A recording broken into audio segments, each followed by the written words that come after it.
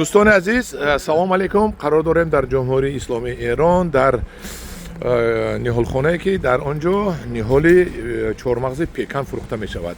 این نهال ها رو که می بینید من خریداری نمودم و برای فروش به شما می بیارم و که شما باغ ها آباد کنید، نهال های چهارمغز پیکان کنید. چهارمغز پیکان خودش چی است؟ آقای حامدی السلام علیکم، خوش آمدید به گروه انگور و باغ ما.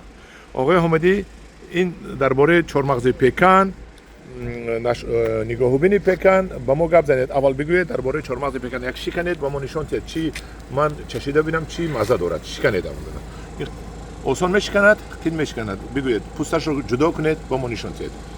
درود به همه بینندگان عزیز. حامدی هستم، مازندران، شهرستان جیبار. ما کل ارقام پیکان پیوندی که امریکایی‌ها وارد ایران کردن رو اینجا آوردیم و تکثیرش کردیم و باغ مادریش هم برای خودمون هست و پایگاه تحقیقاتی پیکان ایران هست اینجا. عرضم به حضور شما که 5 رقم رو که اوکی تر بود رو برای دوستم جدا کردم که ببره برای کشور تاجیکستان.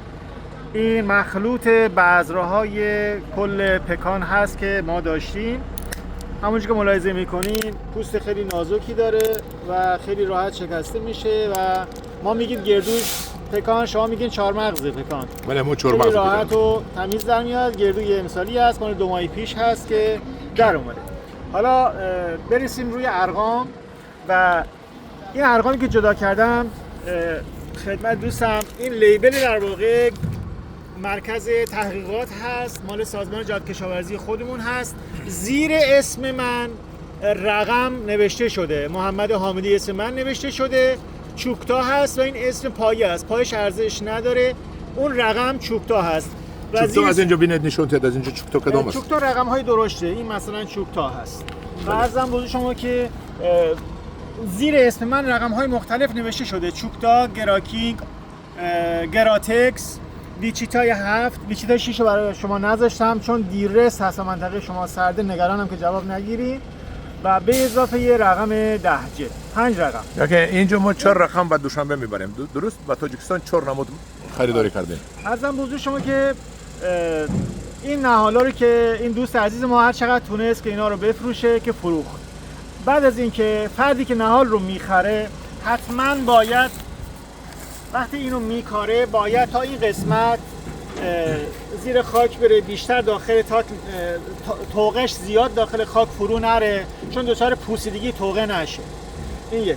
بعد وقتی درخت رو میکارین تو 2 سال اول آبیاری ملایم و مداوم رو داشته باشید چون نهال حساسی هست و باید حتما وقتی که نهال هست باید آبیاری خوب باشه، اوکی باشه که ریشه‌هاش خشک نشه.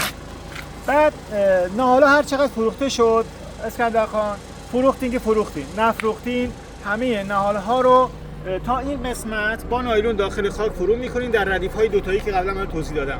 اگر کلا نایلون رو بردارین و داخل خاک بخارین و با فاصله بکارین قطعا جست بهتری خواهی داشت، قطعا رشد بهتری خواهی داشت.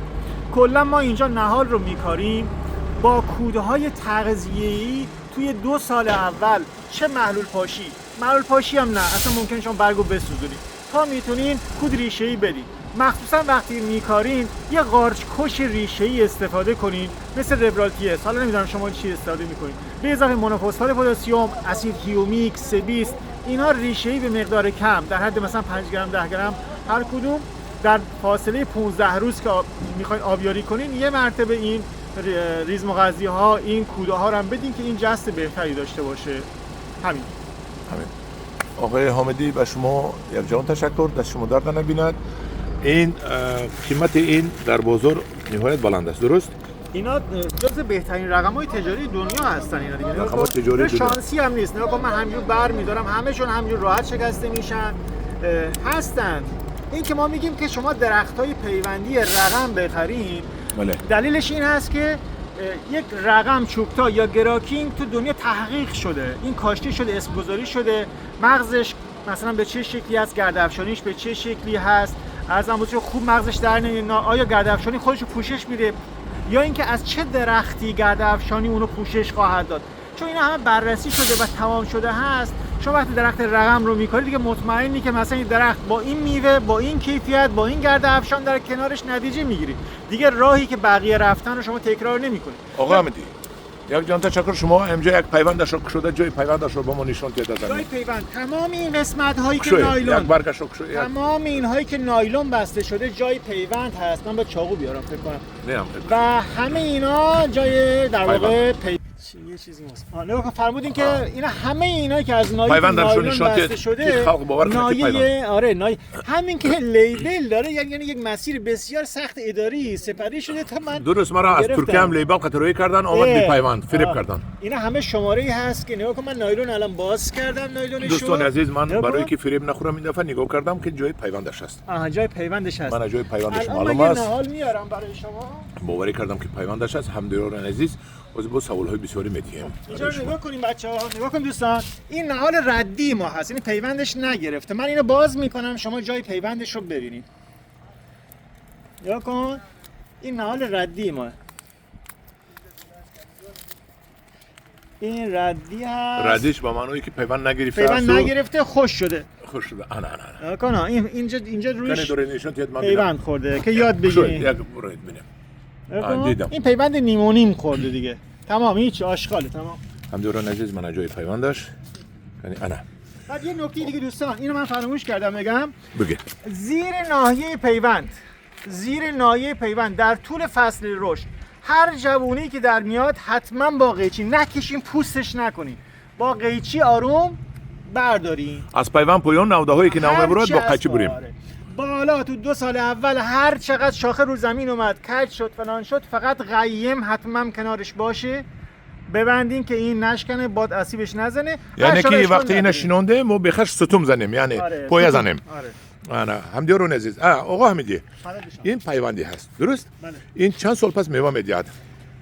واقعیتش که من تو زمین خودم در سال 4 بار رو دیدم، ولی اگه ملاحظه کرده باشی روی، چون درختمون سن داره 11 ساله چون هستن، تک و توک روشون میوه هم، پوست میوه روشون دیده شده. من الان اینجا مثلا یه لحظه کنم پوست میوه چی گفتن هستید شما؟ میوهش کنده شد در اومد. همین میوه داشت؟ آره میوه داشت. همین پیوندی میوه داشت. خیلی 10,000 نهال 1 کیلو میوه جمع کردم. 1 کیلو؟ همدیران عزیز، همین پیوندی هم میگه میوه داشت. این کجای دیو بگم اونم میوه شد چی بالا پیوندیشه. میوهش افتاد دیگه، خوش شد دیگه. نگاه کن این جای هاسکی میوه هست. میوه بستگی بوده است. جای میوه است. این هاسکی میوه هست. این چند سال همین میوه دار چند سال پس میبنده؟ 1 ساله است دیگه. همین سال شینونه این میوه میدهد. ببین این میوه میدهد. این اصلا به این معنی نیست که من این حرف نادقیق رو بزنم بگم که این سال دیگه به شما بار میده. چون پیوندک از درخت 11 ساله وقتی گرفته میشه خصوصیات باغ مادری منتقل شده و گل داده. این شاخه‌ای بوده که باید رو درخت بار میداد، ولی هیچ عجله نکنین. درختتون بار میخواین بگیرین باید هیکل داشته باشه. بله. کود، ریزم و قضیه ها بهش بدین، درختتون بزرگ بشه. از سال 4 به بعد انتظار واقعی دیدن بار و بعد اقتصادی شدن در سال 6م 7م رو داشته باشید. یک جان تشکر. این از سال 4 میوه میدهد درست؟ از سال 4 من تو زمین خودم دیدم. اینجا کفالت میدهد که سال 4 میدهد خدا خواهد. بله من دیدم اینو. دوستان عزیز، من این حاضر بود میوهش، من خوردم چنان شیرین است که این چهارمغز است، چهارمغز پیکان. اینو میخورد راحت میکنه، این شیرین است. لیکن وقتی که اصلا چهارمغز کنده میخوره تلخ است. این آقا جان، این از پسته هم گرونتره دیگه، میدونه دیگه. این از پسته هم قیمت میگه که از پسته قیمت راست میگه. بعد از نظر کیفی تو قیمت جهانیش هم از حساب دلار هم حساب کنین نسبت به گردو بالاتر. این قیمت عمده گردو دنیا یا چهارمغز تو دنیا $4 باشه، پکان تو دنیا تقریبا $8 هست. قیمتش از پسته هم بالاتر، از نظر کیفی و از نظر ریزم و قضیه ها هم بالاتره. بیشترین تولید کننده یه پکان هم تو دنیا امریکا هست و بیشترین مصرف هم خود امریکایی‌ها دارن. یک سوال دیگر دارم.